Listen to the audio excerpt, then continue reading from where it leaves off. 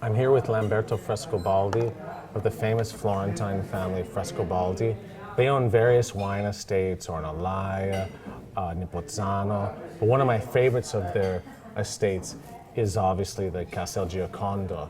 And they're making a wine called Luce, a Brunello di Montalcino single vineyard. And I tasted this wine blind at the Winemakers Association tasting in Montalcino. I flipped. Amazing wine. Why is it so good? Why it's so good? I must say it's a number of things. We played around this project a number of years. This is the number 4 of the Luce Brunello. With the first vintage was 03.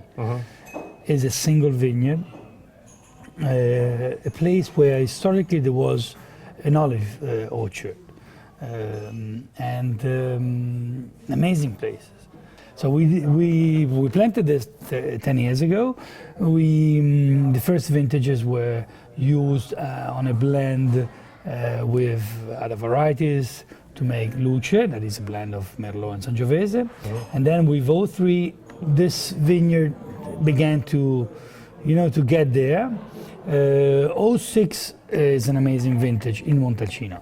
What does it mean in amazing vintage? Is that you have the right amount of rain, the right amount of sun, the right temperatures, in the sense that it's not too hot, and you can leave your vines, your grapes on the vines For a long time. and to do a late harvest, in the sense that it's not over ripened, but the acidity is yet there, and it's. And Sangiovese likes that. Exactly. And the amount of fruit per plant was that year, for a number of reasons, also because we worked on vineyards, was very, very small. We leave 3 canes, and out of those 3 canes, on each cane there is only one cluster.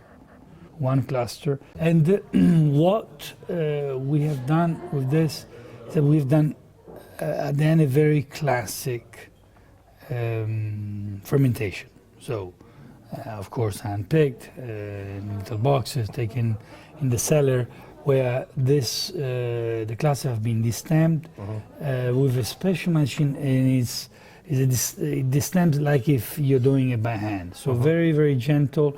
It's a machine that takes the cluster and it does like this, like if you were doing it by hand. Then on a sorting table, then on a small tank where we've done a number of pumping overs, but on a very, very classic, delicate way. What is striking for us is this, also the color of the Sangiovese. Usually Sangiovese is a bit stingy on giving color, and this instead has a nice color. The wine is so dense and concentrated, but then it has such finesse and balance, and you get the tannins, and you think, "Whoa, this is really tannic," and then it's gentle. Then it's gentle and it's smooth, and after you swallow it, it's yet gentle. It's there. I mean, already I'm drinking it. It's so beautiful.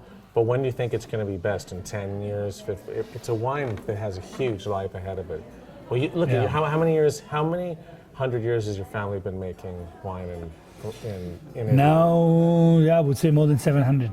700 years? And do you think this is the best Sangiovese you've ever made? For me, pure Sangiovese? For me, it's the best Sangiovese ever made.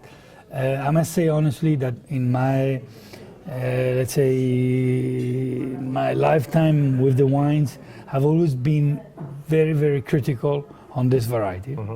And people know about this because I've always been critical about this, sometimes a little too much vivid acidity and not a long finish about this variety. But with this specific vintage, with this specific wine, I must say I'm changing my idea. But for me, I've been tasting Sangiovese for 30 years.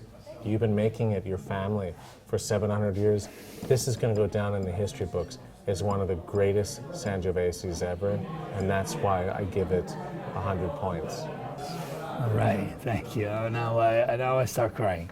No, but No, seriously, sure. that's No, and really. and you said it too. You said it was the best Sangiovese your family's made Yeah. in 700 years. That says a lot. So, Okay. cheers. Thank you. Cheers. I'm really touched about what you're saying about It's this amazing wine. wine. And,